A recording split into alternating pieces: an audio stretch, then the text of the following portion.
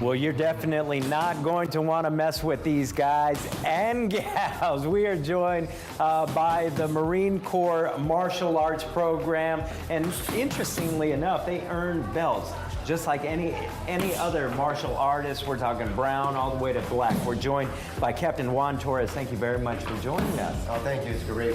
When you talk about hand-to-hand combat, I mean, these are the best of the best. We train our Marines to be very proficient in hand-to-hand. It's necessary in those scenarios, yes. And when you talk about the belt program, do they start at white like some of the other programs, or is it an accelerated course? No. We have specific belt colors for them. So we start them at tan, move them to gray, green, brown, and then black. Does every Marine enlistee go through a martial arts program? Every Marine enlisted and every Marine officer goes through it, yes. So every Marine enlisted, when they graduate the boot camp, the Marine Corps recruit depots in San Diego and Parris Island, they graduate with the tan belt.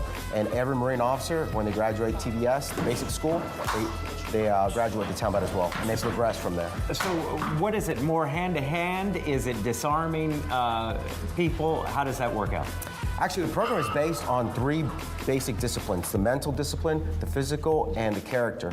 All 3 of them make a 3-legged stool that promote the program. So it's not just the techniques that you see, although that's the sexy thing that we want to see, obviously, but a big emphasis is on the character piece. We want to make ethical warriors and make correct decisions in hard situations. All right, which just furthers the comment that we've heard time and time again: don't mess with the Marines. They are all trained. Well, we're going to walk through a series of, wow, he threw him down pretty hard, and that's a big boy. We're going to walk through a series of these. We're joined by Staff Sergeant Ruiz. Thank you very much for joining us. What do you want to take me through? So we're going to go through a basic knife defense where you have an aggressor, which we have 2 here, that are going to attack us with coming straight over. Michael Myers going for us, and what we're going to do is counter it. It's going to look like this.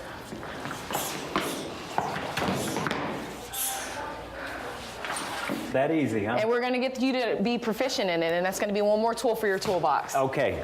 In case Michael Myers comes at me, what do I do? Okay, so first things first, you're going to have timing and movement. You have to move into the attack, and you never want it to make contact with you, so you're going to move with it. First thing they're going to do is attack and form like a triangle with their arms to bridge, like this. And from here, he's going to take his right arm, wrap underneath, applying pressure, forming an arm bar, and then sweep him to the deck. As such, calf on calf, because we're training. But from there, he's going to disarm him and take control. So what we're going to do is walk through that together. You said calf on calf because we're training. Normally, you would just sweep the leg. Yes, normally you're going to attack the Achilles heel, and you're going to destroy the opponent there. All right. But because we're training and we don't want to hurt anyone, we're going to go for calf on calf. Okay. So where first thing, Sergeant Greg is going to be your partner, and he's going to pick up his knife. What we're going to do, we're lined up together, we're going to do a forward angle of movement, and we're going to have our arms, forearm on forearm, forearm on bicep for them. So do that. From here, take your right arm, shoot it under, so under this way, and then all you're going to do is grab your wrist, applying pressure. Okay, from here, we're going to move them up some. You're going to take your right leg and sweep their calf on calf, as such. Hold it, hold it, hold it. And then from here, you're going to punch to the face, disarm them, take the knife, and back up. That easy, that huh? Easy. You got to get a little bit more proficient, though. It's all right. I'm going to have to work on that. I trust in you. All right. So the program works for anyone, regardless of shape or size, male or female. In the Marine Corps, we don't have females. We have Marines. So regardless of size, we teach them to work. And you have attackers, and we disarm them. Yes. All right. I love the verbiage. We destroy. Yes. Well, thank you very much, Olivia, which just goes to show you, don't attack me in the parking lot. I'm ready.